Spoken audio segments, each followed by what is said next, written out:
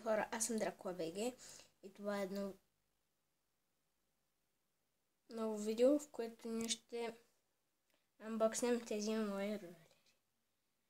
Вижте, след една минутка ще станат още по-добре. Хора, майчице, мила!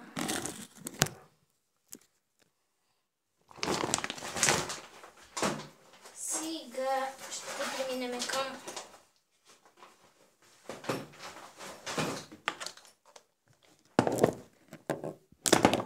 ето го. Постоянно пада. Това е първия, много е яко. Аз се научих да ги карам. Ще има едно блокче, като излизаме. Как ги карам с XXZ BrawlFTL. Посетете неговия канал. Само едната има. Ето тук. Странното е, те си с такова, не е странно, всичко е точно.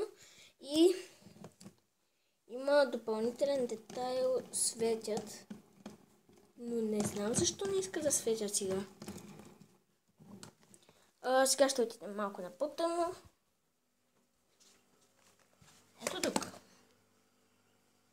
До ходилника. Давай! Нещо не иска да светят. Иначе тази свети в червено и синьо, а тази свети в червено и зелено. Роликите се отварят с... затягат с едни ключове с турбата. С ето тези ключове. Това нещо и това нещо. Тези ключове служат за отваряне, за завинтване на тези неща. От другата страна има, както всички знаят. Не знам кой да пак не знае. И това е. Ролерите не са малко пари. Струват 48 лева. Не са много пари, но не са и малко. Ето ги в малко по-приличен вид.